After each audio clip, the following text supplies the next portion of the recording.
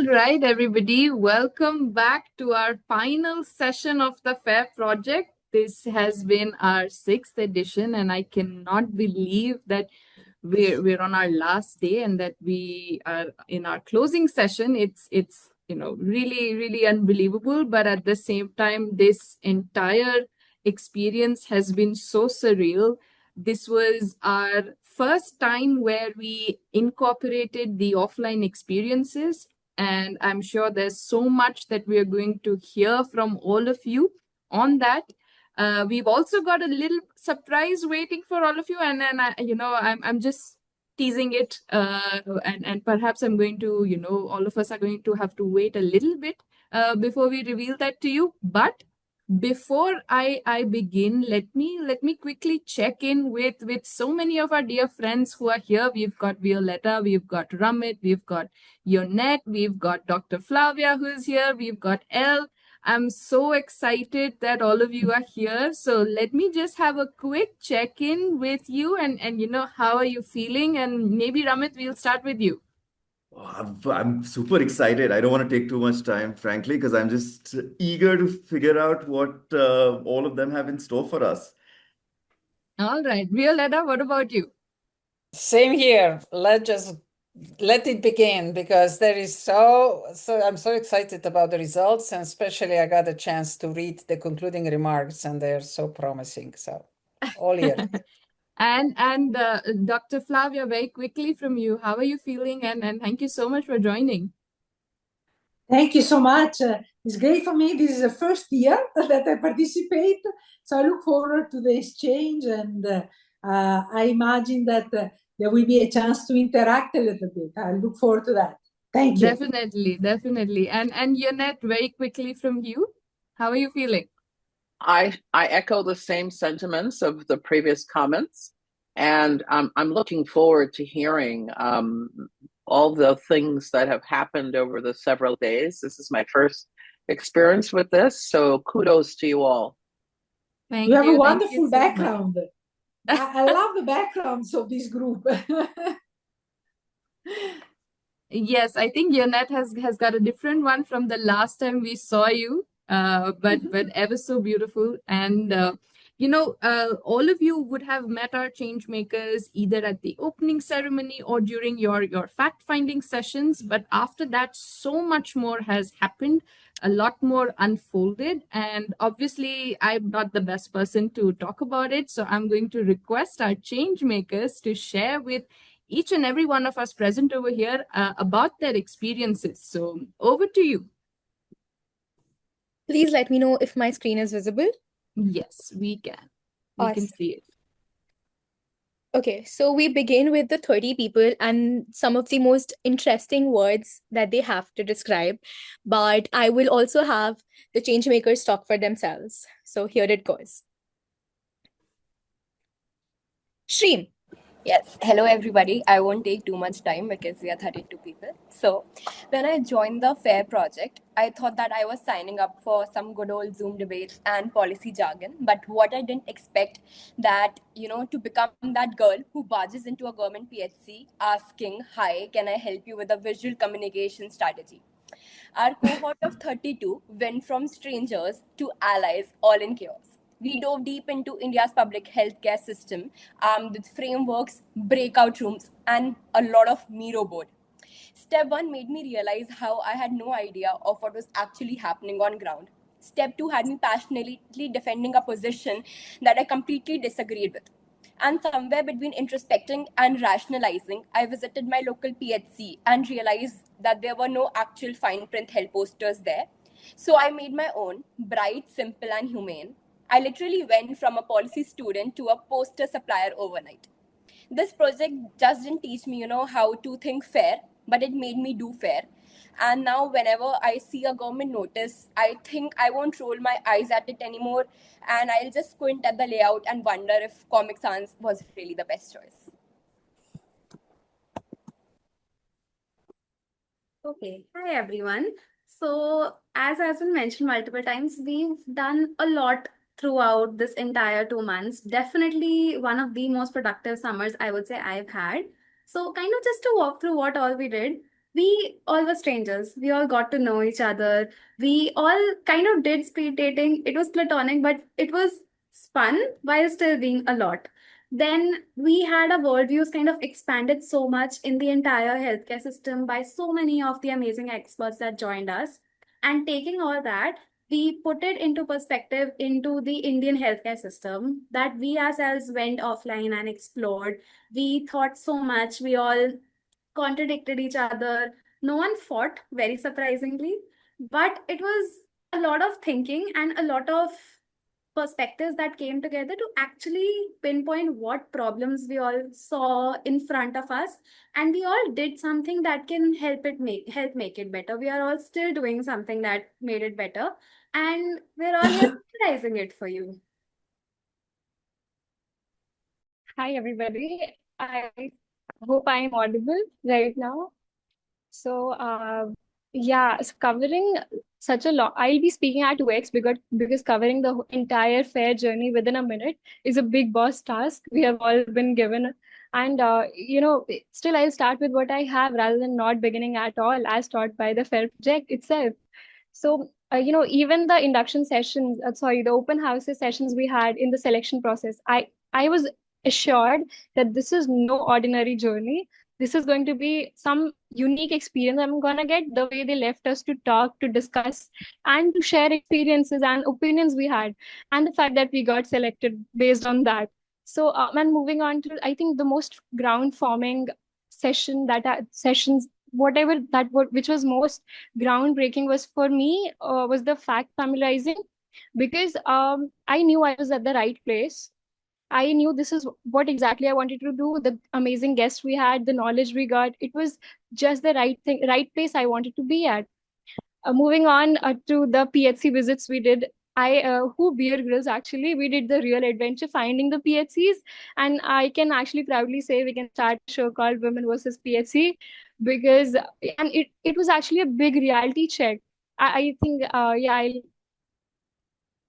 give it up to the next person because.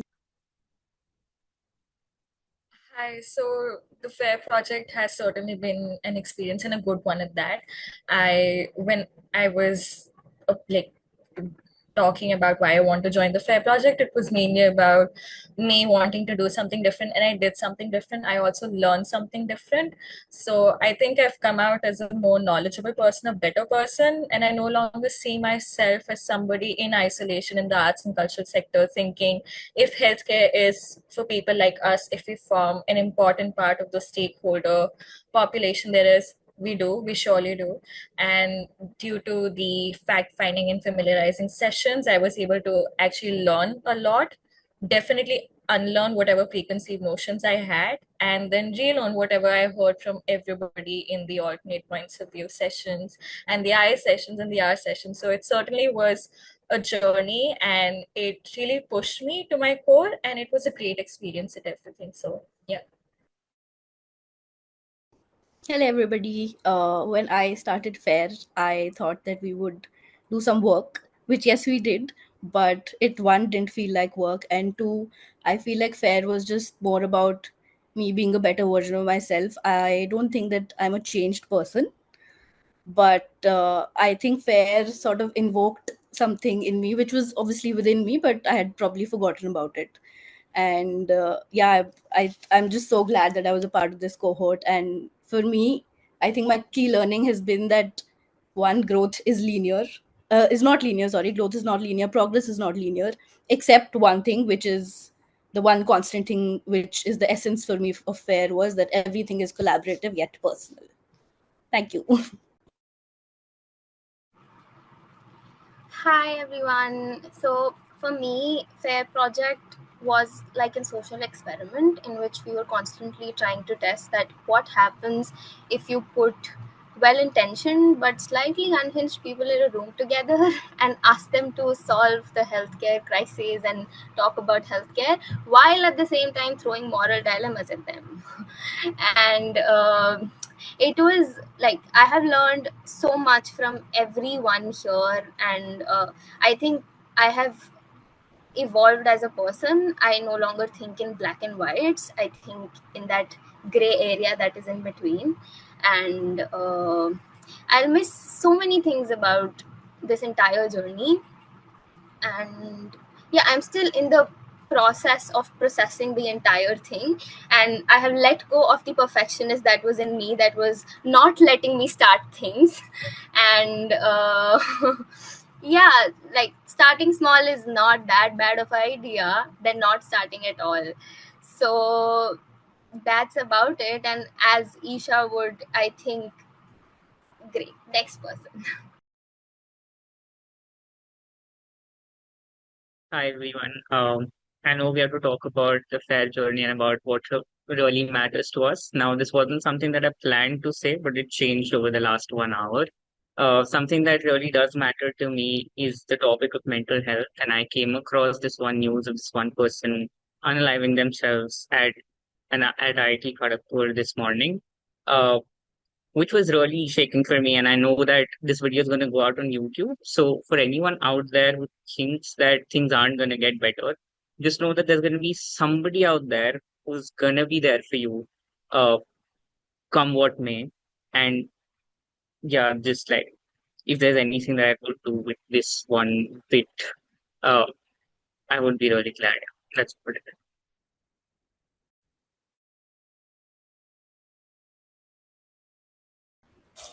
Hi, I'm Sonal Gramopadhye, and I've sort of encapsulated my entire FAIR journey into 14 levels of enlightenment, as you can see. And I've sort of gave all of these boxes with aura points that I've gained and lost, but we're not focusing on the losing point because look at how many aura points are collected.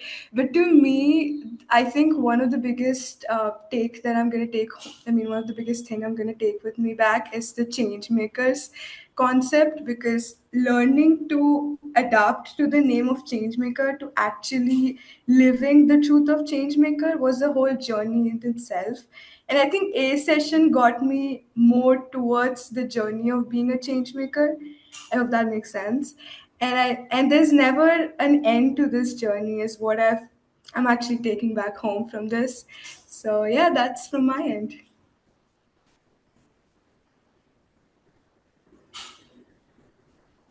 Am I audible? Yes. So why we met? No, no.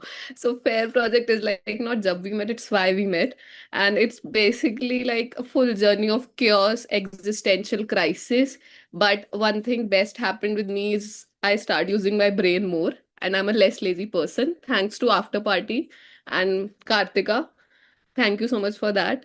And it was a task, to be honest. I don't know. I'm quite nervous. I don't know why I'm getting nervous. Like I'm not this person, but I don't know. It's just nerves, butterflies, and all. So yeah. And the Mad Hatter is Kartika there, and the bunny is me, if you can spot that. And in the middle, the thing is doing that while emoji is also me, dropping some accidental wisdom. Sometimes I do talk about, some intellectual thing, and they all be like so surprised. But I am an intellectual person. It's like I'm just a lazy person to begin with. And my PHC journey was a roller coaster ride, to be honest. I, got to know more about ASHA workers, more about public health sectors, and I also make new friends there. I make my separate gang there, to be honest. And they called me Sanstha Wali, but it's just a compliment for me. I enjoy this process. Like, oh, I love this. So much fun. Everything was perfect. मुझे दोबारा ले लेना, please. Please, I want to apply again. After Dr. Lwando's session, as much as I felt myself as a child prodigy, all that crippled down in the A session. So I will never forget Kartika stepping up again and again in our breakout rooms and asking us, "Ki guys, kya tumhe pata hai what are you discussing?"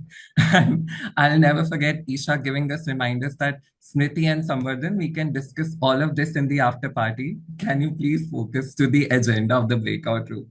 So I have so many of these pretty memories. And I remember my first Q&A with Kartika was, "What is your favorite thing to eat?" And I wrote KFC in the group. To when she asked, "Okay, how is your report going on?" I was like, "Yes, I'm working on regulation and compliance of pharmacy." So I think from KFC to pharmacy, a big journey has been there. And as you can see, me and Smriti, we are living borders apart. She's in Haridwar. So I posted a small pic of us here. This is exactly how we were in all of the A sessions. To the TFP 2025, thank you so much for these wonderful memories. And yes, if we get a chance to become changemakers once again, I would definitely apply every year. So thank you so much for these wonderful memories. Thank you, Samvardhan. Good evening, guys. As you can see, my slide is full of memes because that is how I've felt throughout this fair journey. It's not just about a funny meme, but it's about memes of all kinds. As you can see, there's also Oh My God, Wa, as I've felt so many times. I have prepared my own valedictory speech, so I'll be very fast. So I think for me, fair was a sanctuary of ideas, which was crushed and craved into impactful actions that led us to real change making. For me, FAIR taught me that the sea of change making comes from the sea of compassion and the sea of coordination. People that I met here came bearing gifts in the form of talent and knowledge. And the best part for me was I get to take away 30 good things from 30 different people. Um, and I'll forever cherish the beautiful memories that FAIR has given me. At the end, I would like to wrap my experience with a haiku that cherishes teamwork by Matsuo Basho. It says, "One leaf falls alone, but many form a bright shade, sharing sun's warm kiss." And I hope all of us continue to share sun's warm kiss in the path forward to change making. So, cheers to all of us, and thank you so much, TFP, for giving me this experience. Hello, everyone. I'm Aishvarya, and it honestly feels surreal to be here at the final session of the FAIR project. I find myself struggling to put into words just how much this month has meant to me. So, this slide kind of represents a lighthearted recollection of some of my thoughts. But if I had to describe TFP in one word, it would be transformative. The FAIR framework gave a structure to all of the chaos in my head, and it shifted how I now look for solutions instead of just naming problems. And that small shift changed everything for me. Getting to apply all of this during our field visits and our interventions was like a real full circle moment for me. For me, the part that stood out the most was the I session for introspection. It was really humbling to question my own thinking, but it was also necessary. I learned how deeply our biases can run and how important it is for us to keep asking the difficult questions, especially of ourselves. So, from this, I take away friendships, memories, a fire within me, and a reminder that change making is not a destination. It's a continuous journey where you choose to do what you want to do with what you've learned, and it's about how far you're willing to go. And for me, TFP is just the start. Thank you. Good evening, everyone. When I first heard about FAIR project, I was just a medical student, mildly confused and wildly curious. I thought I'd just dip my toes into the public health ocean and just take a look at it through how it intersects with 8 ambitious goals. Simple stuff, right? Oh, how very wrong I was. What I stepped into was not a project. It was a full-blown emotional, intellectual, and at times existential roller coaster. The one I didn't just dip toes into, it dunked me headfirst and spun me around. In the beginning, I questioned everything. Every assumption I had about public health, every campaign I had blindly supported, this is how it's always been done explanation. I challenged it all. I argued passionately, sometimes irrationally, sorry for those who are on the receiving end. And I learned that the best kind of learning often happens with uncomfortable questions. Then came Arpita's voice notes, those little bursts of wisdom, panic, direction, and occasional chaos, sent at odd hours, but always on time. I'd sit with them, headphones in, heart racing, wondering how on earth were we going to pull this off? But slowly, things started to click. We weren't just talking anymore. We were writing, we were building, we were creating something. From confused discussion to carefully crafted initiative, from brainstorming sessions to white papers that actually made sense. And somewhere along the way, we designed a cute little QR code. It's on the screen, by the way. It was our little way of sneaking in public health knowledge into people's life when they least expect it. So if someone asked me today what FAIR project actually was, I wouldn't call it a project. It was a journey for me. It was a journey of growth, of chaos, of purpose. And it's the place that didn't just teach me public health, it taught me why it matters. So here's to FAIR and to all the people behind it and to every mad moment in between. Thank you. Hello, everyone. good evening. Well, I think I'm loved a lot. And with that note, FAIR for me has been an understanding of what societal change and change making truly is, just like everyone else here. It truly challenged my thought that advocacy doesn't have to be loud, right? It can be simply sitting with the complexity and acknowledging that it makes me uncomfortable. It's owning to what I don't know, yet showing up with curiosity, and most importantly, what I know today and the experiences that I bring to the table today are just enough for me to open up and speak confidently. FAIR is like that ripple effect, this tiny nudges and shifts, and it's already bringing these ripple effects in mine and everyone else's life, and I'm sure it's going to stay for a very long time. Thank you. Hey guys, just in case someone stopped me on the road tomorrow and asked, what are you taking away from the FAIR project? I think I have my three key insights from the project that I wanted to, jot down just in case. I think this is an outcome of all the FAIR methodology applied to the entire Miro board and constantly asking why does this problem really arise? I think I've come down to these three conclusions that rural and urban India have very different health care conditions, even in terms of PHCs, where some of the richer municipalities have very good facilities in terms of healthcare, even at the PHC level. We just don't spend enough on healthcare is one very key insight. It is at around 4% of GDP in India, while it is at 17 to 18% in developed countries like the US. And we are not utilizing tech as much as we should, given that we are not already spending a good amount. So I think there's a lot of work to be done in that aspect as well. And I think these three would be my key insights, and I'm going to take away from the entire learning experience. Overall, I think I enjoyed the methodology. I love that you guys kept nudging me to, attend the meetings on time, although I wasn't the best at that. But yeah, I'm gonna miss all of the 30 change makers and the 8-1 team as well. Thanks for having me. Hello, everybody. I'm Sanah. And first of all, I want to say the FAIR project was not just a project for me, it was a journey, one that I'm grateful for. First of all, a big thank you to 8-1 Foundation for curating such a structured and enriching program, the FAIR project. Honestly, it was amazing how thoughtfully everything was managed, and it truly left an impact on me. And for me, the biggest highlight was definitely the 30 of us.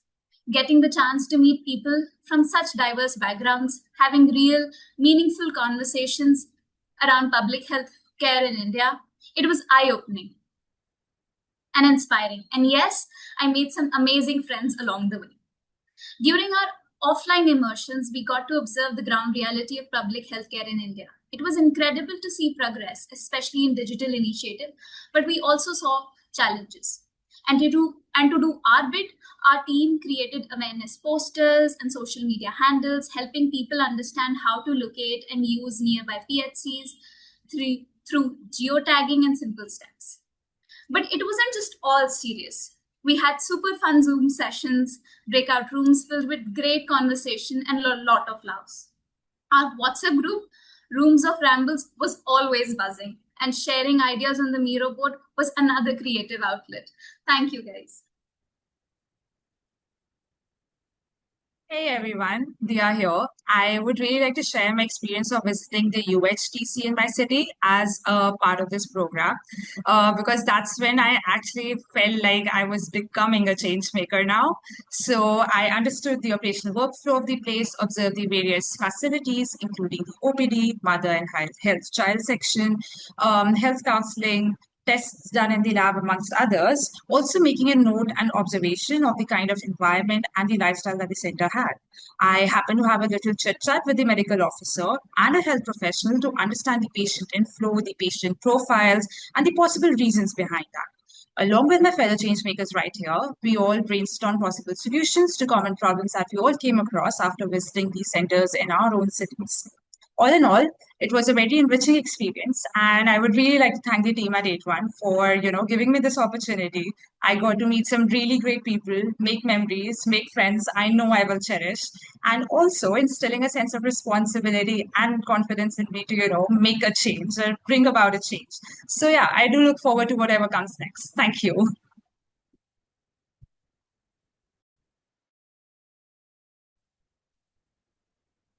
Hello, everyone. So I would be sharing my experience with the fair so far. So as you can see in my slide, like how my 6 to 9 p.m. looked for the past few months, the fair edition.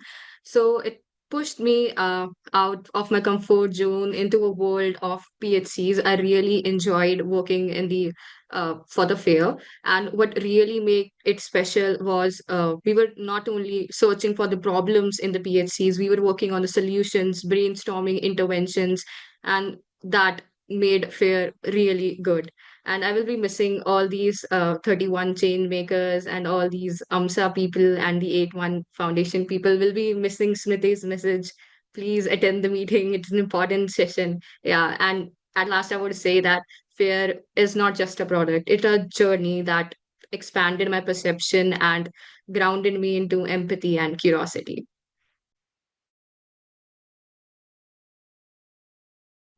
Hi, everyone. So, I would like to say that all the stages of the FAIR project gently nudged me into a space of introspection.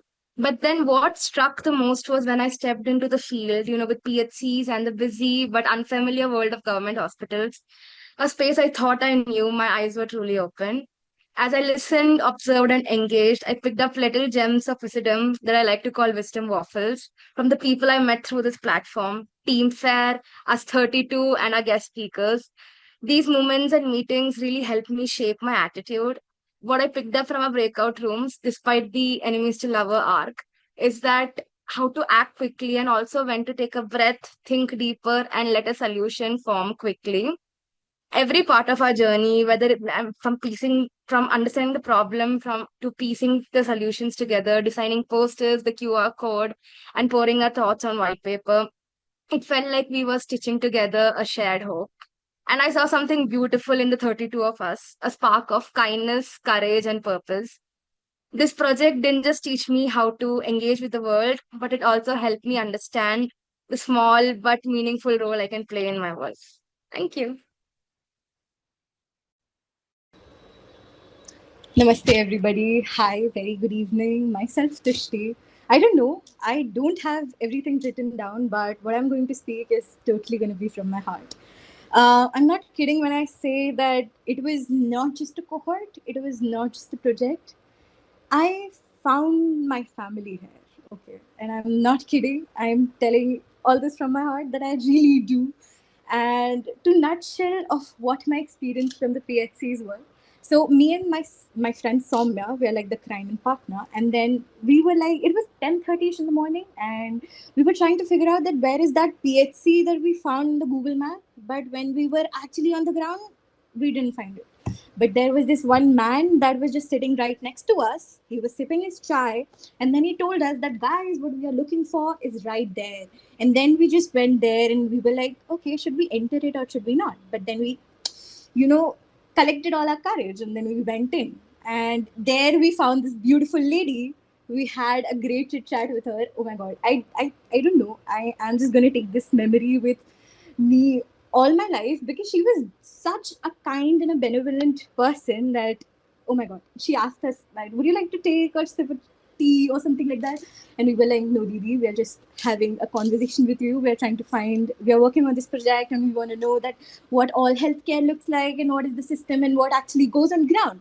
And then everything just mulled up. We went back and it was just so much of a great experience, even though I had many PHC visits. But that one lady is still on my mind all day long. And thank you so much for each of you who just, made me such a good person. I went from an introvert to an ambivert now. And I'm still, with all of my emotions trying to tell that it was such a great memory. Thank you. Hi, everybody. I'm Anika.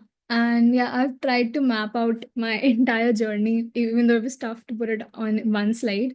Uh, but I'm taking a bag full of learnings and more with me. Visiting the PHCs that I did in Mehrauli and in Hoskas and interacting with the MOs and ASHA workers with Akansh gave me a lot of insights. And I went there, believing that I know it all from theory. But it proved to me that this is only the tip of the iceberg and that there's so much work to do and so many learnings to get. And when I couldn't feel tenacious with the idea of bringing change, Isha reminding us of the value of just taking a step in the right direction, even if it is a small one, really helped me attain a lot of perspectives. And I'm so grateful that FAIR has put me onto this journey of change now in more ways than one. Yeah, what this project has taught me is that change is forever, however big or small. And for that, I want to thank the entire 8-1 team. And to end with, I want to quote a line from this book by Alice Wynne, In Memoriam, that I read a while ago, where she says, "You say what is left of the goodness in your heart is not worth much. I can only respond by assuring you that it is worth a great deal to me." Simply meaning that even if the change you're trying to bring just affects one person, it's still worth it. Thank you.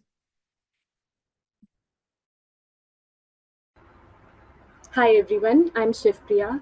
So, being a part of the FAIR project was a journey that I'll always remember, especially as someone introverted like me. The journey has been truly A1 since day one, and each phase of the program has taught me something new, how to listen better and question my own thoughts, and speak up with care and confidence. I was the person who didn't interacted much in the main room, but I found my comfort and confidence in the breakout room. They were fun, challenging, and full of ideas. When we visited the healthcare centers, everything what we learned at and explored in the FAIR session, as I was saying, that just this journey has been truly A1 since day one, and each phase has taught me something new. Like how to listen better and question my own thoughts. And I was the person who didn't interact it much in the main room, but I found my comfort in the breakout room. They were like just fun, challenging, and full of ideas. And when we visited the healthcare centers, everything what we learned and explored in the FAIR sessions, it just came alive. Visiting, I have never studied public healthcare so deeply and closely. I visited an ESI dispensary and CHC. It showed me two different realities. Interacting with the healthcare professionals and workers has been so informative. The A&M workers with whom I interacted, they shared how women in their villages and bastis are eager to learn about their health, and that was something that moved me deeply. And working with other change makers, especially on building real solutions, be it poster or working on Instagram things, it gave me a sense of purpose I'll never forget. And it wasn't just about learning, it was basically about me growing as a person. And the project may be ending, but our purpose is not, and we'll just keep learning, leading, and creating impact. Thank you. Hello, everyone. Am I audible? Yep. Yes. Okay. Hi, guys. I'm Megha. I'm going to quickly introduce you to my slide. So we all know that Miro board has been a huge part of, the project. So this slide is like me cycling through the fair town, stopping at places, that shaped my journey. So the first stop was actually where it all started, the application process. I almost didn't apply because I was too shy to, send in a video, but somehow made it to the 32, and this itself was a learning experience for me. Then came the F sessions. We had such an incredible lineup of speakers, especially Dr. Revati, Dr. Saleyha, and also in one of the first calls, Dr. Lwando spoke about feeling like a small fish in the big sea, right? So that was something that was exactly what I needed to hear at that time. And a special mention to Aparna's voice notes. They were uncannily spot on, that those were exactly what I want was going on in our heads and subtly prepped us to, what's next. And the final stop was visiting the two PHCs. I've put up the pictures here. I saw how the same system had two different stories. This actually grounded the experience for me. And lastly, I would want to say what I love the most about this project is that it doesn't end with this session. What the solutions that we came together for, collaborated on, will still continue after this. And most importantly, I'm excited to apply FAIR in real life. So yeah. Hi, everybody. Good evening. As all of you have very accurately described how it is like to be a change maker, and this was a excellent journey for each one of us. And I think now that I think at the end of the project, it's that you know I feel empowered in the sense that we often keep on talking about the changes that we want to see in the world, but now we have the strength and the resilience to sort of bring the change that we want to see. And being a part of this cohort and this wonderful group of people and the 81 Foundation, of course, has been an excellent journey. And I wish the best of luck to all of you for your initiatives. And I hope that we keep on catching up after this as well. Thank you so much. Everyone, good evening. I was way too excited when I got into FAIR. The kind of excitement where if I should like scream out of happiness or just go and post on LinkedIn, but I ended up just reposting what 8-1 posted. Anyways, every evening after college, I'd come tired, grumpy, but genuinely weirdly excited, and then sit through 2 hours of brain stretching and honestly enlightening stuff. I've attended sessions from metros, malls, staircases, my university library, and also my bed. Basically, everything but just sitting at a desk. Each day, though, it opened up something in my own head, questioning my own beliefs while also building new ones, visiting PHCs and designing interventions along with 30 other brilliant minds. And yes, of course, surviving the Miro board. For me, the FAIR project wasn't just about learning, it was honestly unlearning loudly and growing a little more quietly than what I used to. Apparently, what I learned through FAIR, very, very important out of public healthcare specifically, was when my brain was telling me, wait, what? This is also supposed to happen? But yes, from the Miro board to our WhatsApp group chats to the sessions, I genuinely miss this madness. Hello everyone. So, firstly, I will start by saying that I want to echo everything that all the rest of the people before me have said. Agree with everything, plus one to everything, right? I could say that I'm speechless, but honestly, I think most of the people on this call know that that's practically not possible for me, right? But so, hi, my name is Smriti Banka. So my initials are SNB, and honestly, that is sort of how I would describe my experience with the FAIR project, which is it was surprising and it was bold. Whether it be opinions, it be actions, it be thoughts, it be the Miro board, it be interactions, or just me being on the ground talking to the different kind of stakeholders that we have found during this entire project. Right, this slide is pretty much a brain dump of everything, a little bit of everything that I have managed to understand and take away, right? And I would like to end by just saying that here's to all of us being more evolved, transformed, and every other word that everybody has used. And here's to more change making before today, forever. Thank you so much. And I'd like to also bring in Jaya and Rupkatha. I think they're back. So if we could take, oh, we've got more people in. Sorry, we'll get you in as well. Right. Hi everyone. Good evening. This is Shreya. So on this slide, I've put up my little journey of being in FAIR, and I think like it started from the application, but it's going to be lifelong connection. So thank you all for that. I remember walking into the project as someone who listens. I have always been like that in every space, but FAIR challenged me to talk and to talk in spaces where I didn't know how to sometimes, whether it be the PHCs, to understand how to locally communicate, to understand how to ask the right questions at the right time, and how to introspect with other people. I didn't know that was possible, but we did that also. So kudos to that. And yeah, my major takeaway is always going to be the people and the projects that we have to look forward to. So this doesn't end, there is no conclusion, honestly. And yeah, thank you so much for holding this space, and I hope we can continue doing that.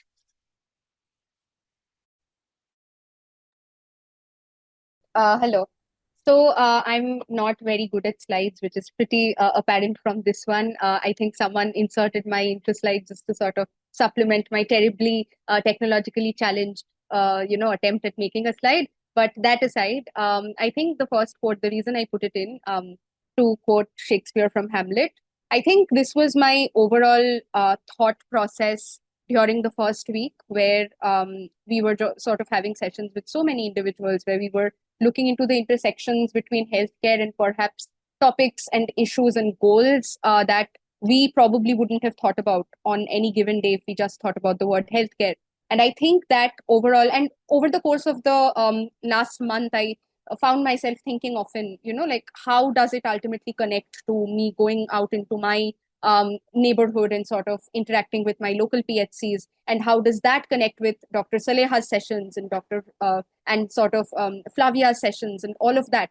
So I think at the end of the day, what happened for all of us is that the entire time, whenever we were listening to each other, whenever we were listening to the speakers, the doctors, the professionals, I think that was at the end of the day influencing our understanding, our commitment to actually changing and sort of being of use, which ultimately definitely affected us and affected our willingness to utilize ourselves for something greater than all of us.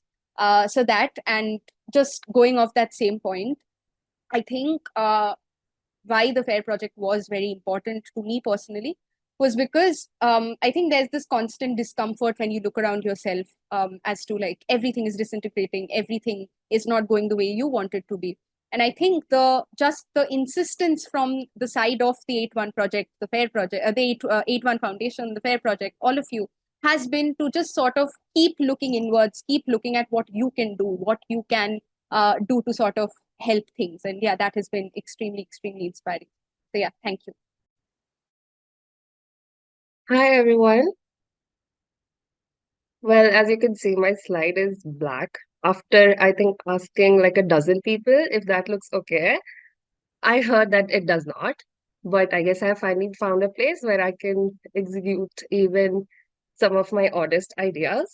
So, well, my journey with the FAIR project, honestly, it was way, way more than I expected. Like, like seriously, I genuinely loved pretty much every single bit of it, from the initial FAIR sessions to our visits and the sessions after that. But if I had to talk about, or if I had to pick up one thing that like really stood out to me or kind of hit different, it was definitely the A session. Like, talk about a curveball, am I right? Like, uh, being so introverted, as you can see right now, also, I'm sort of shaking, but I had to come up there and actually defend a policy that deep down I was totally against. So, as you can imagine, my brain was doing gymnastics, trying to find angles I never thought I'd explore. It was weird, challenging, but very honestly, I kind of loved it because it pushed me so far out of my comfort zone. It became such a big learning moment for me, for sure. So, and beyond that, while they wait, the F sessions, those were seriously mind blowing. Getting to chat with people who were literally at the top of their game, and going to the I session where I think it totally flipped my idea of introspection. It became this weirdly cool shared thing where we help each other out. And then the R session where it was where we got to be ministries, which was also, I think, a lot of fun. And after that, we had our visits, which I won't bore you with again because I know I have talked about it quite a lot. But truly, the absolute best part for me, it was the 31 of us, the 31 other incredible change makers by my side. We learned so much from each other, pushed each other, and just had a blast. This project was more than just tasks, it was about us connecting and growing together. So, yeah, thank you.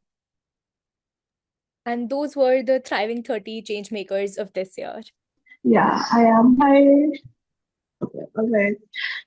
So hi everyone. I'm the Nyan Shreya. and a bit about my slides. So I tried to explain the FAIR project journey through memes, and like the title of my slide is "Safar Ka Hi Tha Safar Ka Raha." Basically, it's like a Bollywood song. I tried to do a word play.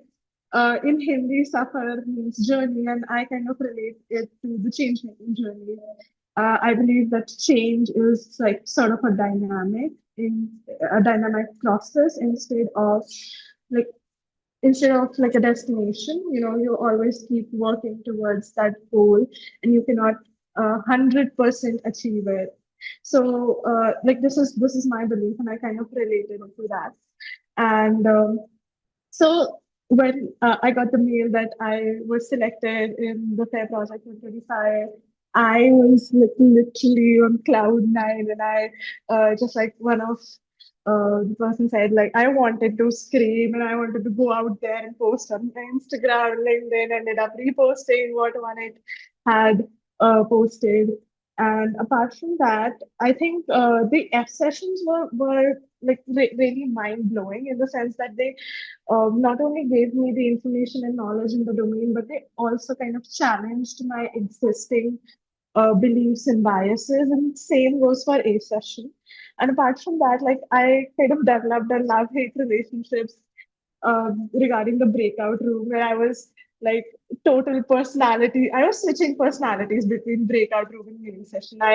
In main session I was like completely silent, and then you have like yapping queen in the breakout rooms. So and apart from that, I think for me the one thing that kind of stood out and was most fun and interesting was definitely the alternate viewpoints. Like I said, we all have our biases and our beliefs and some things we are passionate about. And then in A session, you have to advocate and defend a completely different position from what you believe in. And initially, I was like, "What is this behavior, bro?" But then um, I kind of introspected and I defended my position. And I think that is my major takeaway from the whole journey in FAIR, that you cannot just stick to one thought. There are so many different alternatives and alternatives to alternatives. So it is very, very important to keep challenging yourself and your beliefs. And that is where growth comes from. So like this is my takeaway from this whole journey. Thank you so much. Thank you. Thank you so much, everyone. And if anybody's still left, of course, we'll hear from you. But I just thought I'd give a little bit more context to our listeners here, which include, of course, Dr. Flavia, Yonette, Violeta, our dear guests, and also, previous change makers who've taken the time out to come and meet all of you. The change makers of this cohort, after they went through the fact-finding sessions, the other methodology, the other steps, which included advocating for alternate viewpoint, introspecting, and of course, ultimately rationalizing, they took the plunge and visited their nearest public healthcare facilities. And each one of them came back with their own experiences, which you could see glimpses of throughout the presentation.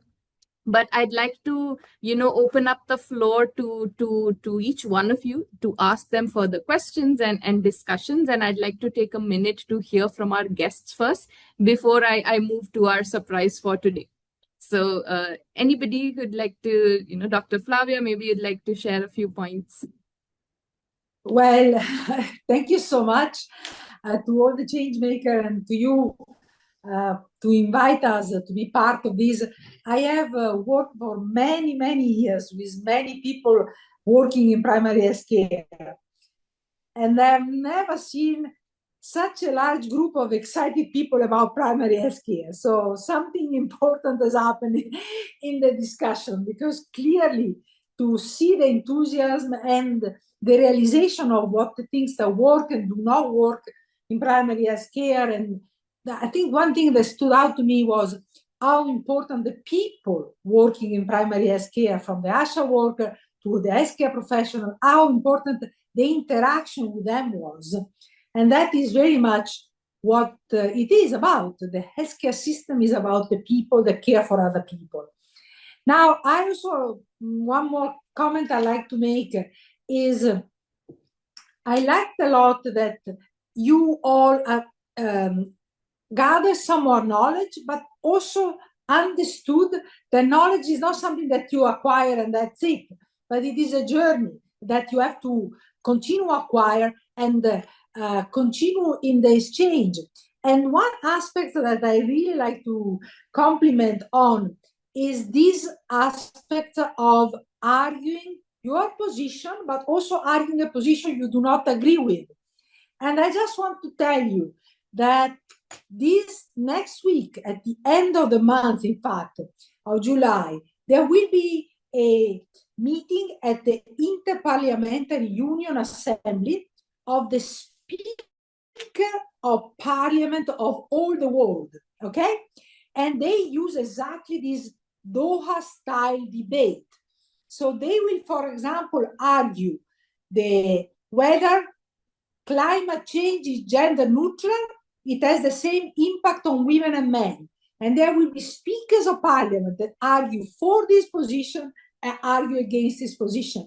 So I think now that you have done this journey with the FAIR project, you are preparing yourself for becoming possibly the speakers of Indian Parliament. I look forward to meeting you in that role. Thank you. Over to you, Misha. Thank you so much, Dr. Flavia. And then honestly, we're excited, with this kind of feedback that you've given us. It's honestly, so nice to hear that. And we've got a surprise for you. So if you could just wait for maybe if you allow me, I would also like to give Elle, who is a young person working for me in Europe, the opportunity to say a few words, because she has been listening to you. I think it would be nice peer-to-peer, not Go ahead, Elle. Thank you, Flavia, and thank you to all of you for sharing your presentations with us today and letting us listen to this, what sounds like very, very productive couple of weeks for you.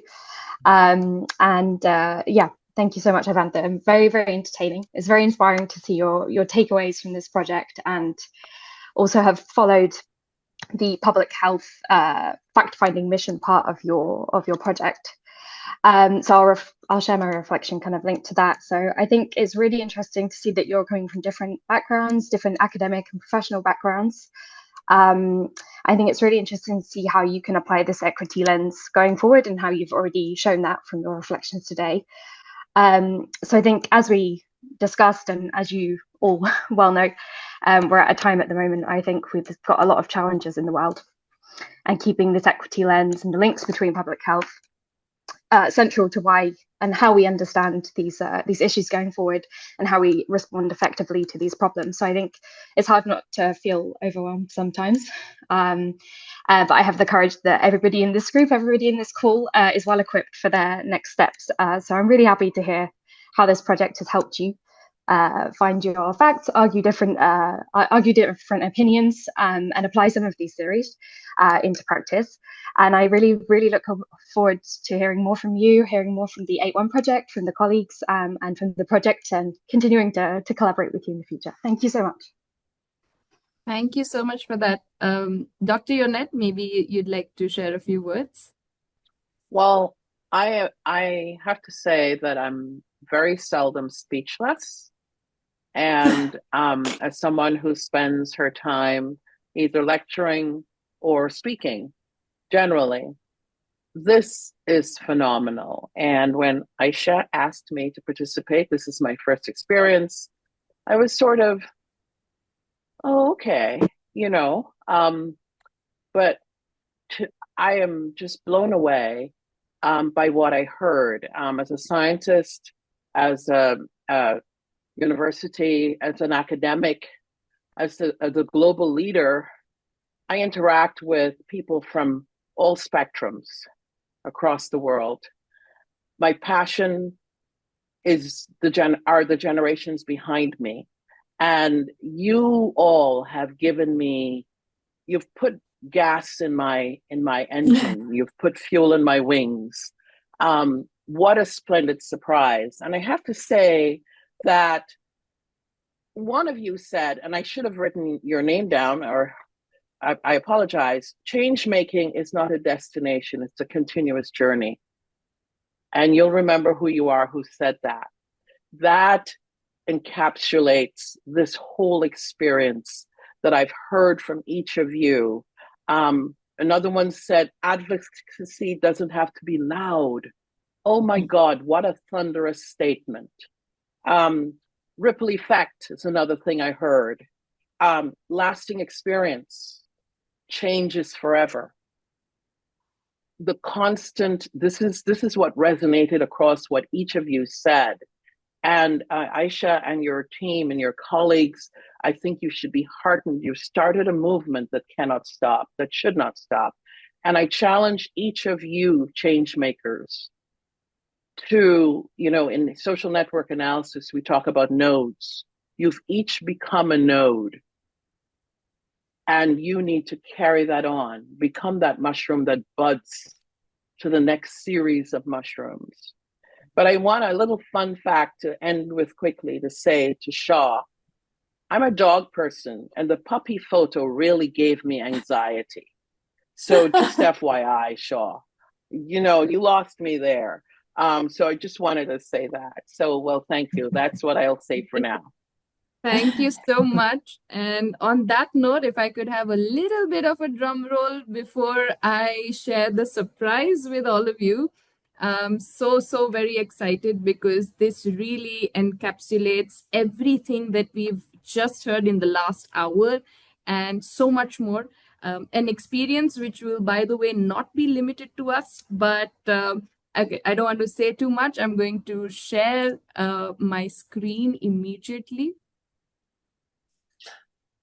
Just give me a minute as I do so, and let me know when you can see my screen. Is it visible? Yes. Yes.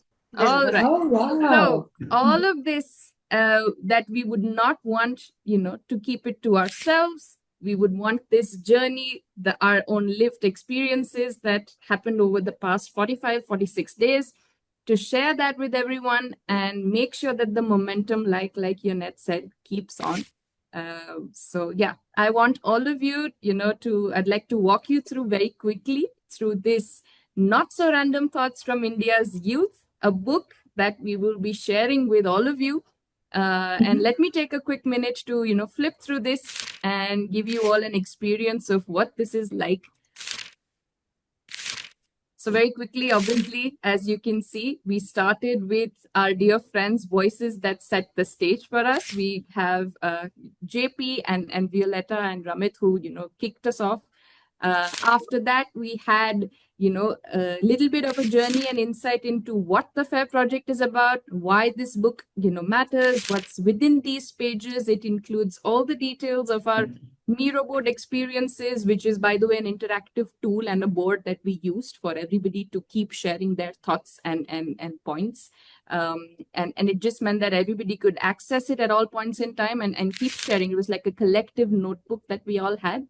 Of course, meeting our change makers, this journey would not be possible without all of them. So we obviously wanted them to be highlighted. And shout out to Alfia, who has used, she's incredibly talented and has made an entire comic strip which features across the book, of course, in proper context. She took stories of each of the change makers and their experiences while visiting public healthcare centers and made comic books out of it and little comic strips, so which we've incorporated across the book. So shout out to Alfia and thank you so much for that. Of course, this includes how our open houses were structured, which included a lot of us sharing our furry friends. And special mention to Dojo, who's our FAIR mascot ever since the project started. It includes everybody's friends. We've had so many change makers in the same city who managed to meet each other, even though they lived a little far, but then they still figured out a way to meet each other. And all of this was before even the project started. So we were so happy when Nila, Smriti, and Sonal could meet in Hyderabad. And of course, I think, not to say the least, memes have become a way we all have been bonding and sharing with each other. Of course, we called Dr. Maki in for a foundational session to set us up on a general understanding of what public healthcare is all about. And I think something very moving that he's told all of our change makers is to not fall for the imposter syndrome, right? To make sure that while you'll be engaging in this journey, not to fall into the traps of what that syndrome can make all of us, feel. Of course, we have Dr. Flavia and Dr. Padmini, who came in with our first fact-finding session on gender equality and well-being. It was so wonderful with each of your presentations and each of the focus. I do remember vividly how Dr. Flavia mentioned and told everybody to be persistent, because change making, is a persistent effort. And as you, like I told all of you, the comic strips always making an appearance. And the quotes also, with each of our change makers sharing what they felt. We've incorporated it all because, this experience should be not limited to us, but to anyone who reads it. So I'm just going to quickly walk you through it. Yonette, of course, with your session on education and employment, where you took the time out to speak to each one of them and give them this boost to not be limited, but, to honestly collaborate with all the skills, all the knowledge, and all the capabilities that they already possess. So I think that was quite fruitful with your session. And of course, with the advocating for alternate viewpoint, what happened, the magic or the chaos rather, as it has rightly been described in the chat. But I'm going to, quickly skim through these pages. Of course, we will be sharing the print version of this with our change makers within 3 to 4 weeks. We'll try to make sure that all of you do get a copy of this. And to our dear friends, Violeta, Flavia, and Yonette, we'll make sure we are able to send an e-copy out to you. And we hope yes, you please. read it. And yeah, of course, a few visits that happened in Bangalore. Shout out to all of our Asian Medical Students Association volunteers who really, before the public healthcare visits happened, we had a session where we just sat down and tried to go to the bare basics and to the ground reality of what each change maker is likely to see when they enter a public healthcare facility. What are the safety measures that they should keep in mind? And not just that, also in terms of a behavioral mindset to get into before one engages with these spaces, because we didn't want to be disrespectful of the workflow that was going around. But at the same time, we wanted to make sure that we were being very observant with all of the things that happen on a day-to-day basis. So I think their contribution towards this journey has been really useful. Of course, as you flip through the pages, you will see real photos shared from our change makers. And this was one of the initial flowcharts, I think, that Alfia made to kind of understand how auto rickshaw drivers and doctors and laborers, especially migrant laborers, how were they accessing public healthcare, which was a real dilemma that Alfia was trying to work upon. And a summary of that is also within the book. Of course, with each one of you and your experiences, we, all the calls that Karthika was making to all of you were actually for us to get an insight into what each and every one of you were experiencing. And it was all, done with the knowledge that we would like to incorporate that with this book. So, I think a shout out to Karthika, because she's really been at the forefront, in touch with each and every one of you. And I mean, it's just amazing. We also, by the way, did encounter and hear that a lot of you, when you went to public healthcare centers on weekends, surprisingly, they were shut. And sometimes we found out that they were, occasionally not functioning on Sundays, and which was information that was, really important for us to use.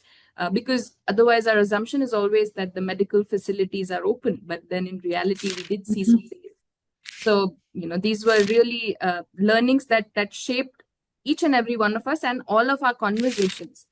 We have Tushti and Saummya, who met an ASHA worker and had wonderful conversations with her. I think Tushti did mention this in her experiences. And for many of them, like they mentioned, sometimes it was so difficult to even find the PHC that one of the immediate changes they thought would be the most effective would be to just geotag it and put in the timings, share a review as to when the public healthcare center is open. We've got Smriti, who has spent she became so acquainted with the staff members at the hospital. She distributed sanitizers, she distributed protein bars. So it was lovely. We've got a doodle of Kartika over here that Alfia kept sharing with us. And these are the kind of floor maps that they saw during their visits. And one of the ideas that they've also tried to share is figure out ways in which these maps could be made by the change makers and figure out a way to stick them near the public healthcare centers, of course, with permission and with due diligence. So that was one of the interventions. And of course, in detail, we can find them here. We've had Sonal share a poster, and I mean series of posters with public healthcare centers in their local languages as well as in English, so that there is ease of readability and access. And these were just a couple of screenshots that we thought are important to add in terms of the geotagging bit. And the white paper, we've had significant change makers been working on this white paper, which we've tried to summarize it over here, and we'd be more than happy to share that also with everybody. And of course, our journey continues, and our partners, UNESCO and Eco-Civilization and AMSA have been a part of our back cover.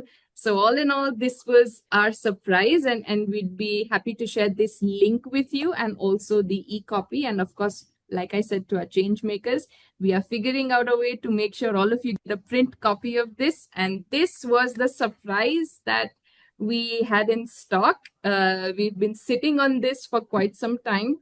And we really wanted to make sure that today on our closing day, we are able to pull through and make sure that this is available for your perusal. So now that that's out of our way, I would just like to open up our conversation for anybody to share. I can just see the chat has been blowing up, but over to anybody who'd like to say a few words and share your thoughts and how you're feeling. I'm going to say get Violeta in. Yes. How do you feel, Violeta? Whoa. Anyway, I remember you all when you started this journey. And you were a bit shy. You didn't know what to expect.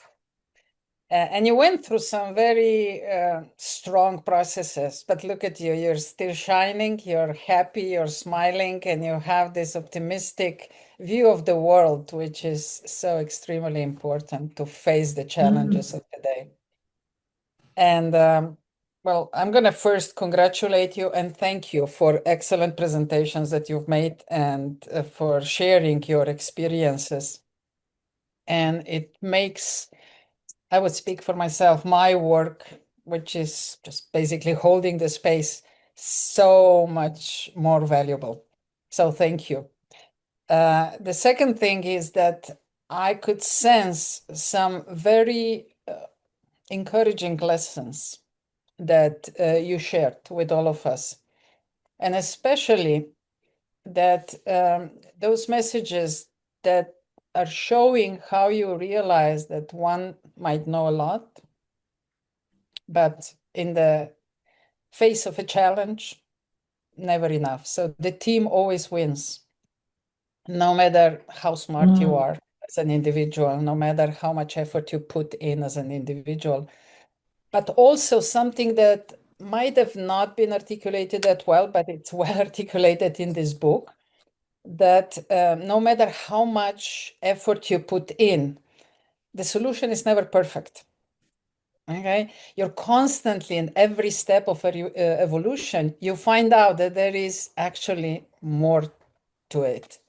And that's why this engagement of cross-generation engagement, cross-professional engagements are so important. because you get these diversity points of view and also the mindset to be set on the perpetuate continuation of processes and the spiral development of an ideas. It's so important for this challenging world where everything seems, I mean, the official structures seem to be pushing you towards linear way of thinking, towards goals and towards finite games and finite decisions, which is never the case, right? Life is this incredible dynamic space where things are constantly emerging. And to develop that sense of awareness and then also capacity to respond to that.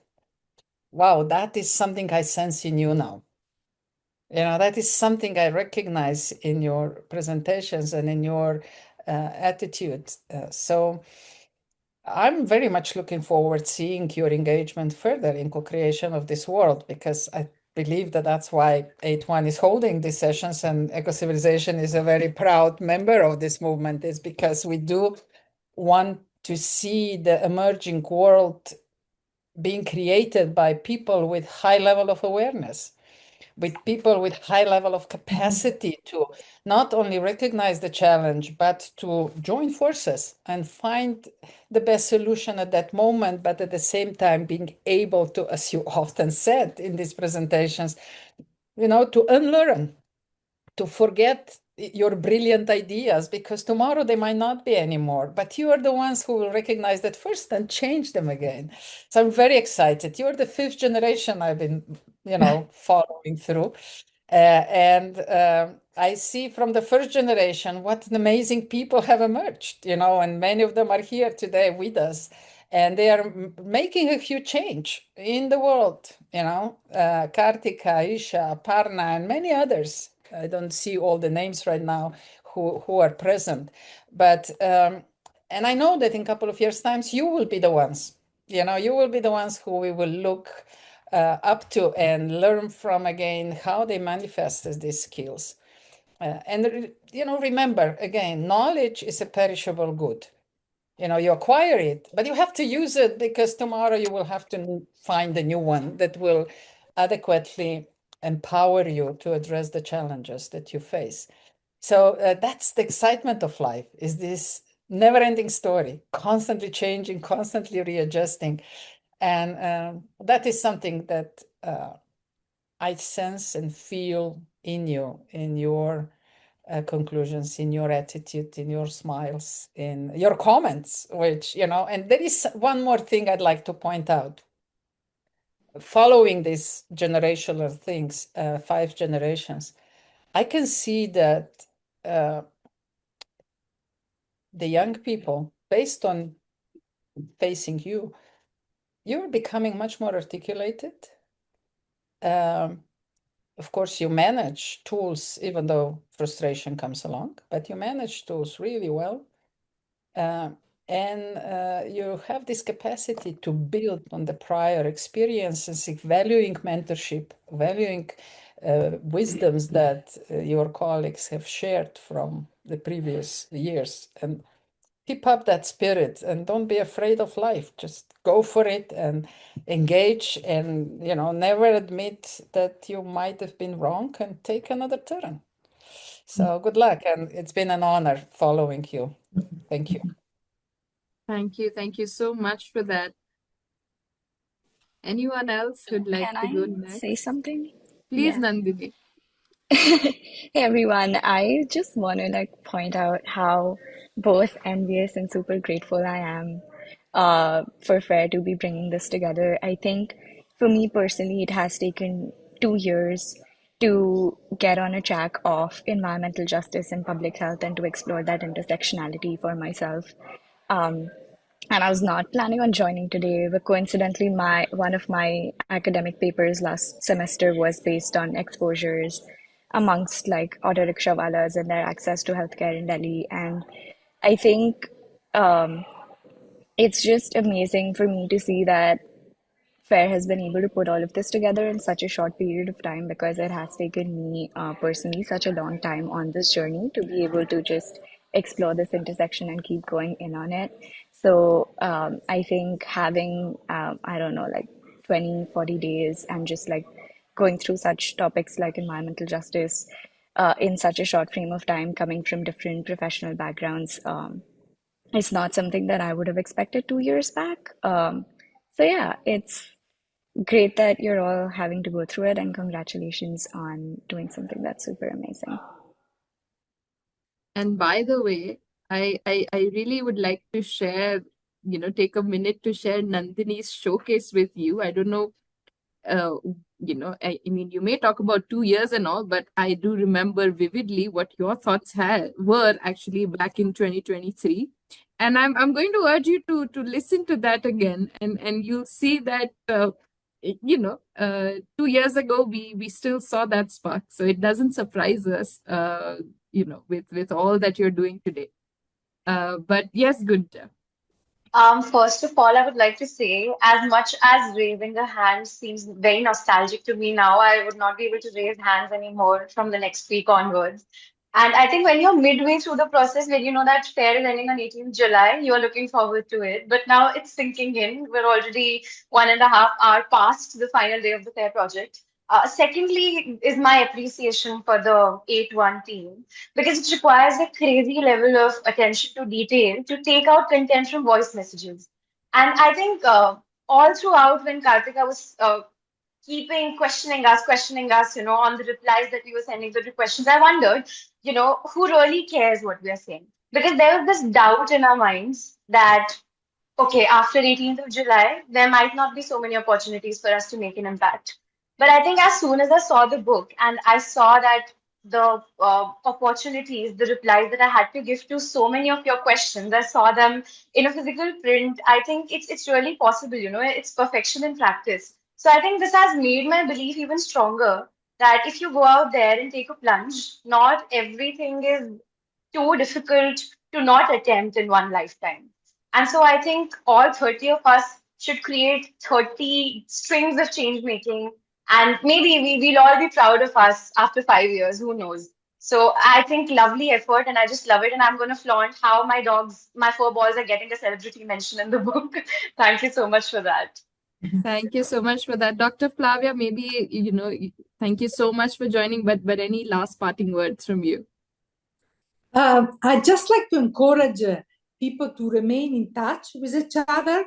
And also maybe, I don't know if you have, it's already part of your project, to have a reunion of these change makers in a year time, 2 years time, after they have had some more experience of seeing primary health care center, also seeing both public and private health facilities. Because I think the experience of learning, as we have discussed, is a journey. And please keep in touch with me. I like to see how this progress. And thank you so much for inviting me to be part of the journey. Thank you. Thank Goodbye you now. so much. Goodbye. Bye-bye. Thank you. Thank you, Elle. Thank you so much. And we'll be seeing and speaking soon. Thank you. Thanks so much. Bye-bye. Thank you. Bye-bye. Yes, Yonette, please go on. I have to, unfortunately, run to the next.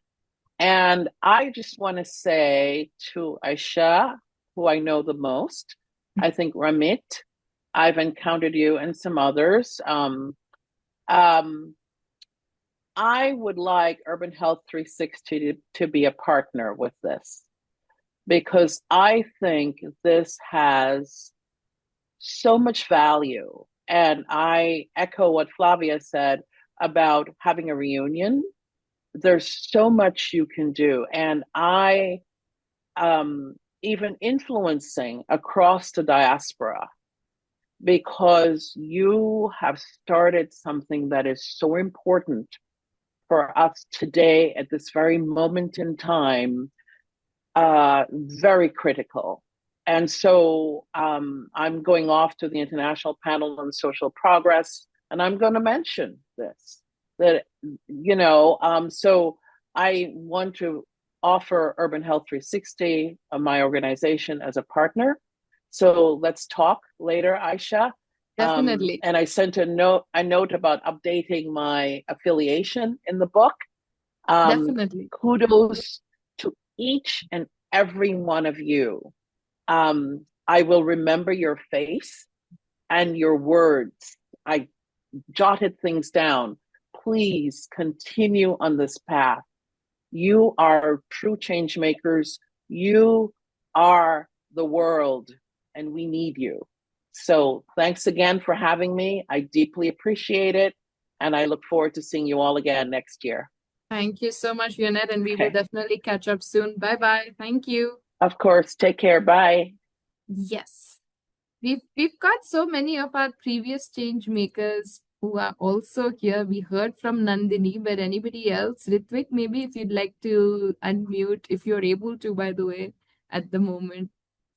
And feel free to ask them what's different with this year's edition, you know. I think he's typing. And our AMSA volunteers also, if anybody would like to go I have a ahead. question, Isha. Yes. Because we haven't heard much about really profound understandings of the health system in India that they acquire. So would any of you guys be willing to share what have you really learned about the Indian health system, and where would you put your money or your action or your energy to in order to see the progress that you would like to live? Anybody? Can I go first? Yes, please. Okay. So I always thought that there are certain levels to healthcare and the kind of population that gets access to those levels. But during my visit to PHC, I found out that these levels actually don't exist. I mean, there are levels to medical in that sense, like primary, secondary, tertiary, but the access part is to everybody. And also the stigma that is around the access, where one particular group of people think that if you visit a PHC or a Basti Dawakhana, which is under PHC, that means you don't have enough amount of financial support to go to actual hospital. And these are some very interesting observations I made. And also the fact that government really provides the best resources out there, and it's just that how much of information that people actually lack about them. I've heard patients who come to these PHCs and hospitals tell me how much they are happy for the service that are provided to them. Doctors who tell us how much the government is putting the efforts into, making healthcare more accessible, more quality like, and just the lack of information in itself was mind blowing to me. And yeah, that was one of my major observations I had from my visit. Yeah. Smriti? So, like, okay, it's just a human behavior to just look at the flaws rather than, some positives about anything. So, being a human, obviously, I have that, thinking too that it's a PHC, it's not going to be functioning and all of that. But to my surprise, it was really good. Just willing to go there. So, yeah, I noticed that, people are actually going there taking treatments and all. But yeah, there was one thing that I am concerned about is like, the ASHA workers or the people that actually work on ground, including doctors also, they are not getting timely payments. And that's the issue that, I want to work on, like why they're not getting payment, because they are the backbone of the whole system, right? So that's the one thing. And one positive point I noticed is that toilets are really clean. To my surprise, they are really clean and they are very much accessible. So yeah, to that. And she asked one question where I would like to put my money, if I want to make something better like that. So I want to get that, a digitization thing. Like I want the whole system to be more digitized. For that, it's a very long process, but it's much needed. It's much needed if we want to, connect every part of our country in a good health system. We needed that. So yeah, that's my take on that. Arya? I think right from the beginning of FAIR project, I had a very different perspective about public healthcare because I honestly have never learned about it. I've told this over and again, but one thing that has stayed constant throughout but gave me like a whole multilateral perspective was that on mental health. I personally have, even through my visits and even through our discussions, I think a lot of us have constantly brought up the fact that mental health is such an ignored aspect when it comes to public health care. Now, in the system to bring that change, I think it'll take decades because mental health has always been something that is around in a cocoon full of stigma. And how do we start with that? A small speck of it would be something that I'm taking away from the FAIR project, in the sense that one of the biggest learnings for me is when they were all discussing about how they're going to use posters in and give it to PHCs. Something that I would love to work on through my nonprofit, where we have a mental health forum, is to sit with the coordinator and tell her that this is also something we can do, because I have never thought of branching out in that way. But the smallest thing that we could do is probably just help through these posters, right? Just some small aspects about de-stress, stress management, maybe just handing over these posters to orphanages. It could be public healthcare system, PHCs, or it could just be government schools, just to make the aspect of mental health more accessible to children at the very grassroots level, because change starts from there. Once a person has grown and come up to a certain age, you can't really change a mindset that they hold. But if you start from the grassroots level, change can really be fostered. It can be conditioned. Children can be conditioned to understand that mental health is not about stigma. It's about opening up. It's about reaching out for help. And that is something that I'm definitely going to implement within the next 2 to 3 months. And Shlok? Hi. So, when we look at the public healthcare system of India, it's not a very rosy picture, I would say. But then, from my experience, both during and before the TFP, have been that it's not that bad. It may not be perfect, but it's definitely not that bad. And it's because I have visited tertiary care hospitals, which are 600, 700 beds hospitals. I've been to PHCs, which are just uh, come in and go out OPDs. And what I do see is that there is, I would say that there is a change in how the public authorities are approaching healthcare and how the people employed there are approaching patient-centered care. And while there's a long way to go, but I think it's also important to appreciate how far they have come. And that is considering the budget cuts and slightly below average expenditure that we have in the health sector nationwide.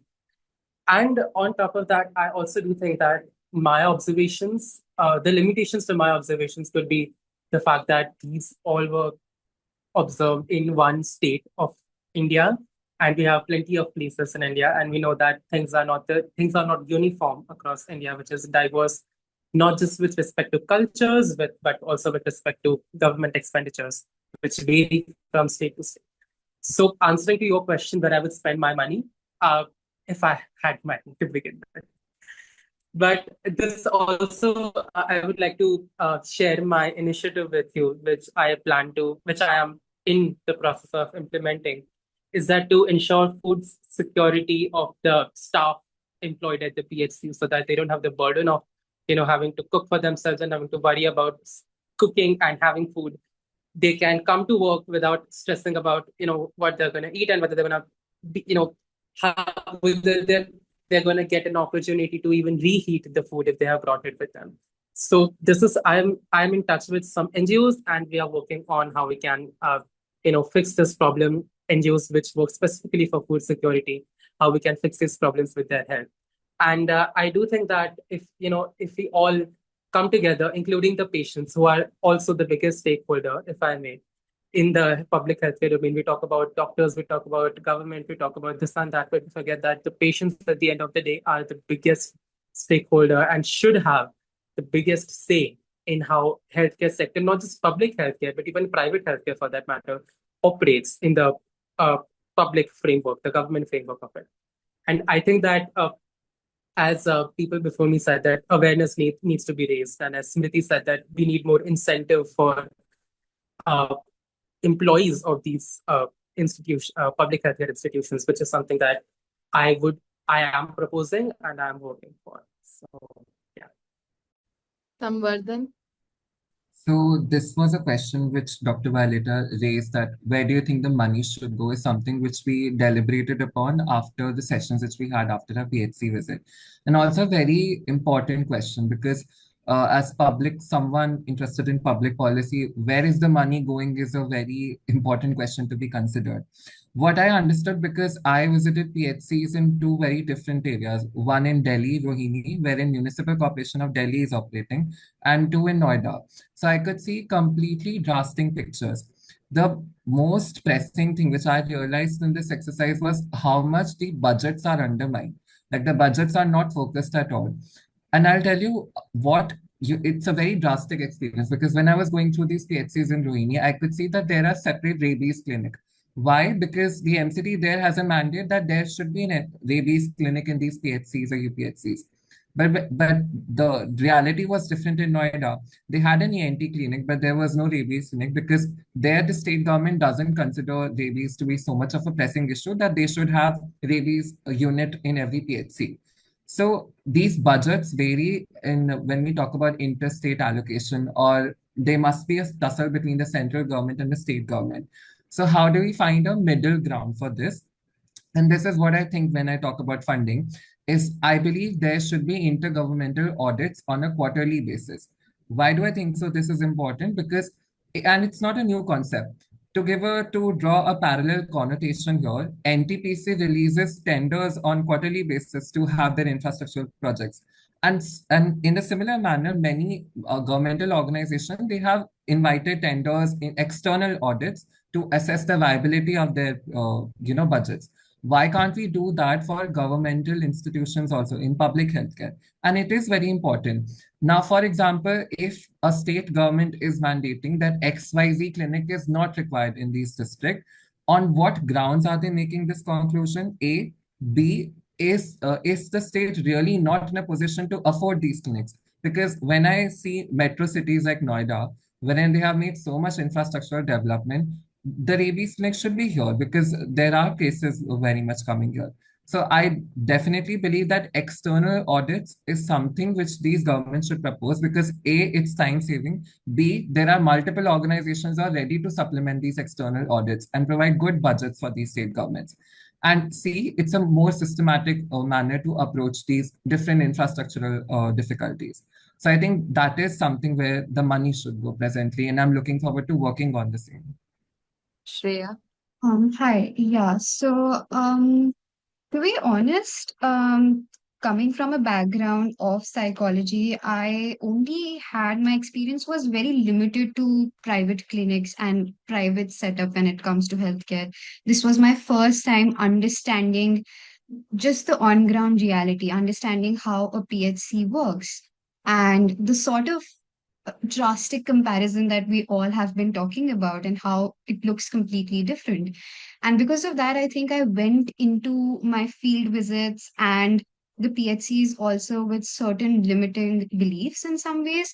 I remember I put that on my slide also. The first PHC that I visited, it was a very small alley and it was just a small room almost that they had.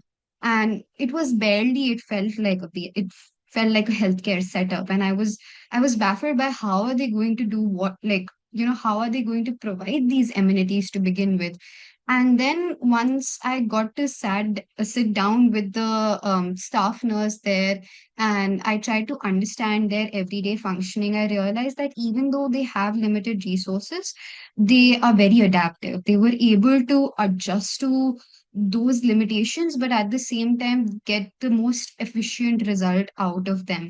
And that's when I realized that how, like, if provided the resources, how PHCs can do like such a big thing for the existing healthcare of our country. And that's when I realized that this is where we need to invest our time and energy on. And I'm glad that we got the chance to do that. And I think, again, right, with my background and my knowledge, and it's first of all, it's great to hear people talking about mental health of these professionals, of the students. I remember having a great conversation with Arpita, Medha, fellow psychology professionals, and even Prakruthi, coming from a medical profession, and just understanding what the problem actually is, and then trying to build onto solutions is just going to be my biggest takeaway. And I think that's where I put my time and energy in moving forward. That is, we're planning on doing like a survey of sorts to try to just understand where we come in and how we can help, and the kind of interventions needed in this space, especially when it comes to the mental health of the staff, of the students in healthcare setups. So yeah, that's my takeaway. Tushti? So my pointer somehow lies in the subset of what Shreya has already discussed about. Being an economist student, everything revolves around the concept of supply and demand for me. So thinking from a macro level, I think having such a vast population, having 1.4 billion people, in fact plus people in this country, we are supposedly need to know this fact that we're supposed to um, you know, accommodate our resources in such a way that are, available to each and every part of this country.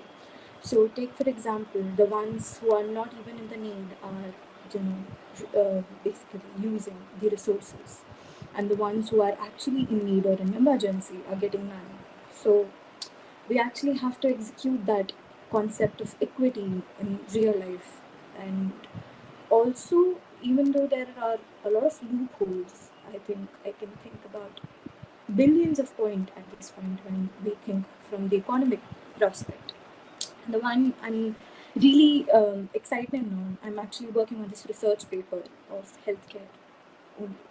And we actually discuss a lot of points there, but again, then coming on to point that we have to work a lot in the meantime. But yes, we've catered a lot of problems that were back there. But I'm hoping that with the upcoming youth approach, we will succeed in the upcoming years for sure. And Ibrahim? Hello. Yeah, I am. Hello, everyone. This is again. I'm hoping there are AMSA people in this meeting, and I'm not the only one standing out here. No, there are. Don't worry. Yeah, thankfully, yes. So I think what I'll be speaking is from all the AMSA representatives here. It has been such a lovely time being a part of this 8-Win Foundation, and when I first enrolled for this 8-Win Foundation, I was unaware of who the Changemakers would be and what exactly our part would be. But as soon as it would clear, there was one more thing that struck me is that the Changemakers here were not doctors, because we have a policy that PHCs, as someone mentioned, one of the greatest stakeholders of PHCs were doctors. But seeing Edwin Foundation make a team of change makers, which were not majority of them were not doctors, whereas doctors were just medical students were just like for giving knowledge, like for knowledge purposes. It was at first strange to see, but then seeing them go to PHCs and come with doubts, come with innovations, come with creative ideas. I am not even kidding. The WhatsApp chat in which we were supposed to answer the doubts, there were doubts already and they were answered by themselves as well. So that was one thing I noticed, and it was overwhelming. Those their experiences, not to be this thing. It taught me so much because we have visited PHCs in our in Karnataka, but I got to know a lot about PHCs all over India. So, and I got to know that, being a part of F.A.I.R Foundation, I got to know that there's a broad spectrum of observations and ideas that has to be shared through. It's not just the doctor's perspective. Yours is like everyone's perspective matters. That's one thing I've learned from here. And thank you, Hitman Foundation and all the volunteers here and Thank Changemakers. Thank you so much for that, and shout out to you for not just the meetup that we had, but even later on where Ibrahim managed to just walk in and then I don't know and I'm not sure if he wanted to spend that much time, but the conversations just kept flowing. And it was so lovely to have some of our change makers also get a chance to meet you. But and all the other members also who joined in for so many of the sessions. So we really would like to appreciate all the volunteers who joined in. But because let me tell you, even though you may feel that maybe if you're saying that you were not active on the group or that you were not able to contribute, I honestly think that session where you told them about the ground realities, I think that was such a pivot and such a good shift, because it rooted all of us as somebody who was not coming from a medical professional background, for us to understand, even if it is just the waste management and the segregation or the kind of posters or the kind of ground realities that you shared with us in terms of schedules or in terms of the levels of hygiene that one may expect. I think all of that was so much useful, and it came in at pivotal times. So we're very thankful for that. And we've of course added some photos and some mentions of all of you in the book, so I will share that with all of you as well. But over to you, Guncha.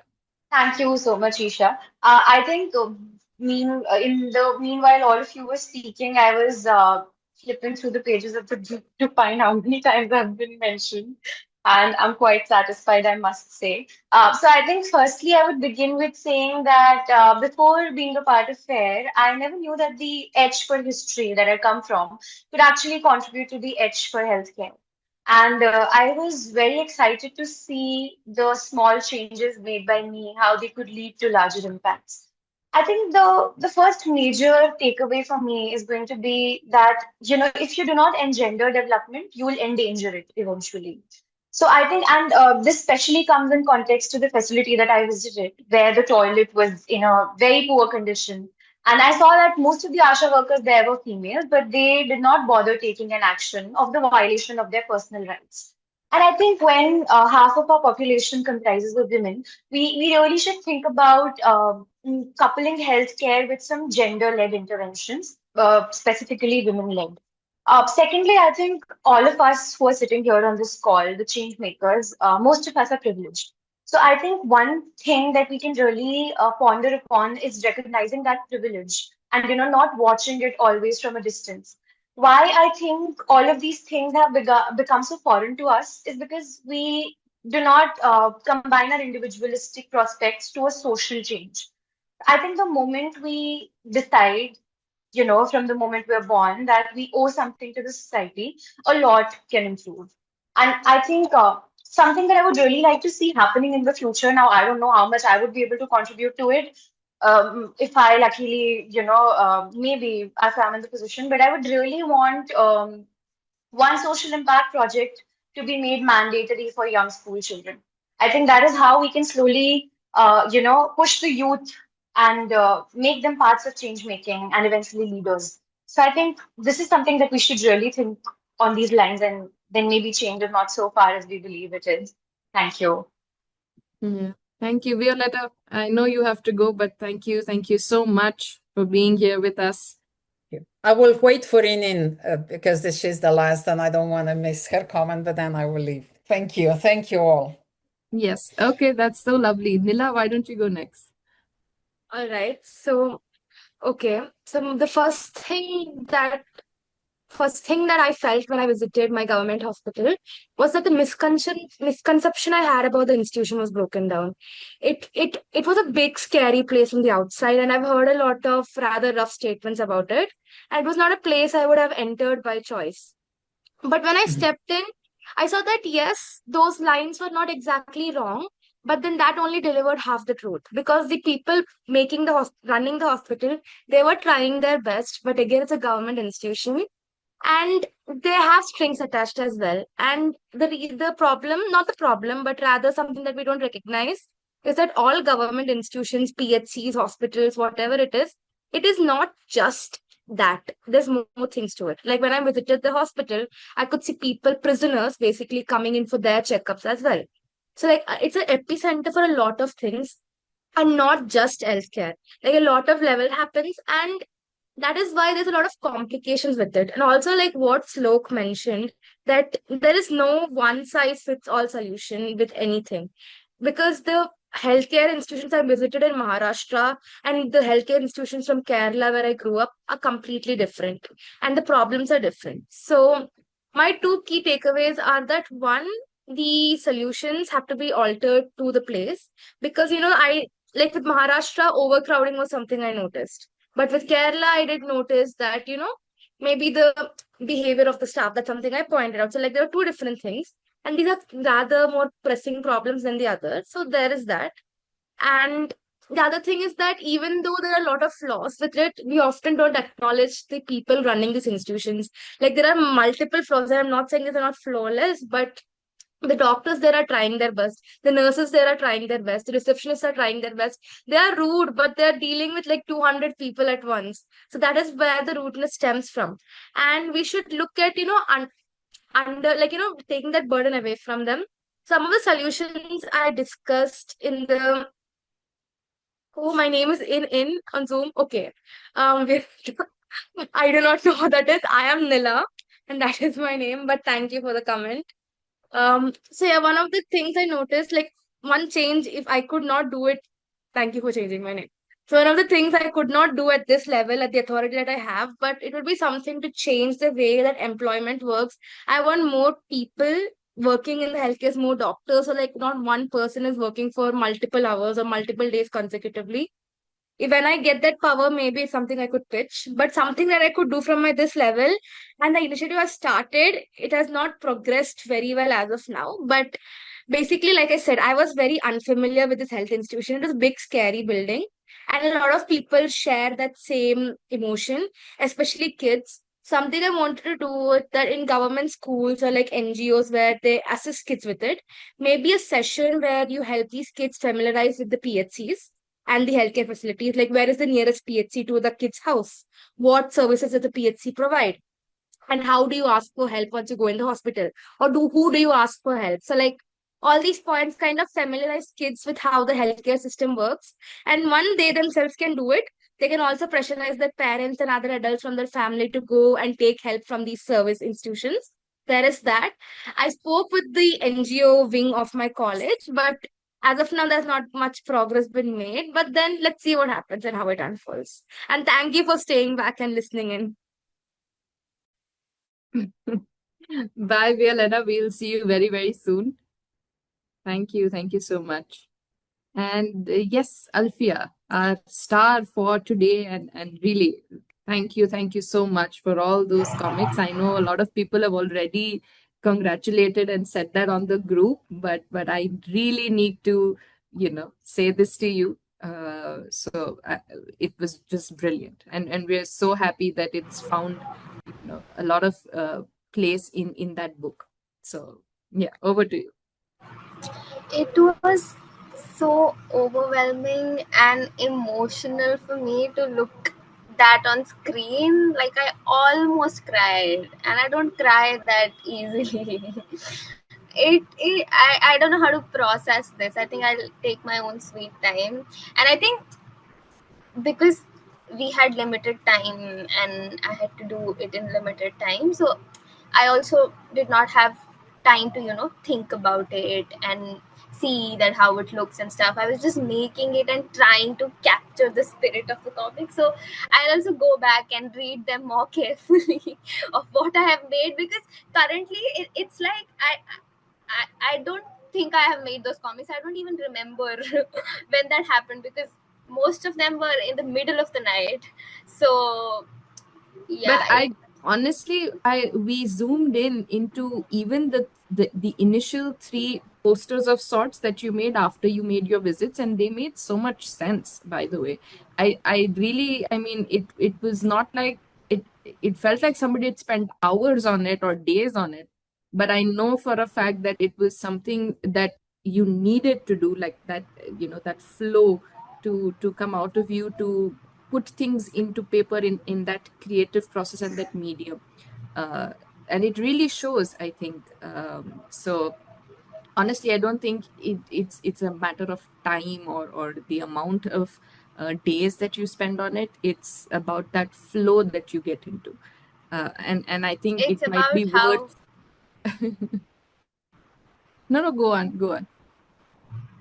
I was just saying it's about how emotionally unstable the problem makes you, and the creative process just flows in after that state of instability. Is my take on it. I think you have a very good tool called FAIR to dissect this hypothesis that you've just made. Uh, but we'll keep in touch. We'll do a review. Don't worry. And anyone else? I think this is we've. My turn. Yes, go on. I honestly, like, while I was presenting my slide, I made fun of the fact that, oh, I cannot be speechless. Said that too early. Frankly, once the flipbook started opening up and then everybody was talking during like just the open house, I was at a loss of words. S- Still am, clearly. But um one thing that I want to mention, that although this year's theme was healthcare and we have understood so much about it in depth and everything, the most important takeaway from this entire project, I have written it down that officially on my calendar, 3,240 minutes is what I had committed officially on this calendar. And what I've taken away is the way of thinking. I was able to integrate all the 8 goals into, for like, on a simpler basis, into social media posts for my company, right? Because it got me thinking about things differently. So whether it be healthcare, education, anything that we move forward, I think there's been a drastic change, or rather evolution, in how I personally think and how I can, like, um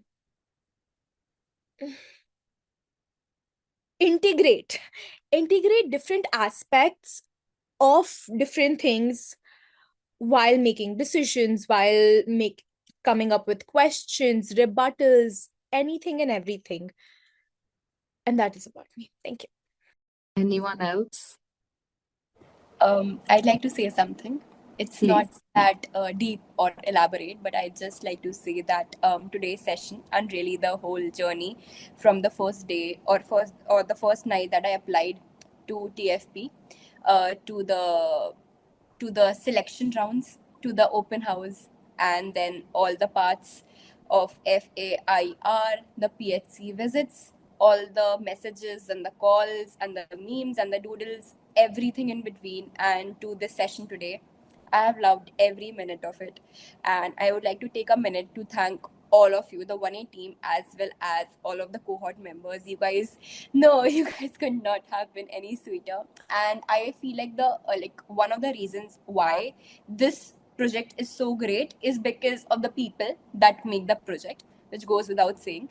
So I've loved the whole journey, and I don't think I can elaborate a lot on it because I think it will make me very emotional, which I'm not ready for. But other than that, I'd like to say that today also I really enjoyed everyone's slides. I thought that it was beyond genius. It was really creative. It was really fun, really humorous, and I loved to hear all your insights. And I did not think when I was applying for the project, but now I will definitely miss these meetings from 6 to 8. Like, I don't know what to do with my time from 6 to 8. If you guys have any suggestions, please feel free to tell me, because I don't know how I'm gonna survive. Okay, I'll be making a note of all your comments. I would like the silence to. It's not the last time we are meeting, right? Please tell me that. It's not the last time, right? You guys will miss me, right? I'm like the soul of this project. Don't you think that? Come on, Kartika, support me. Yes, you are. Of course, you No? are. I've got some followers. Ha, thanks, Ananya. How about I start a project called Unfair Project? भी होता है global open house कहाँ होता है global ये open house में होता है वियोलेटा के साथ इको सिविलाइजेशन के साथ फोमो we will मतलब let you वहाँ पे know मैं about बोल it. सकती हूँ ये कैलेंडर में डाल दो गाइस, हम पहुंच जाएंगे. Oh yes, that's a good idea. We have access to Gmail and your calendars. That's good reminder.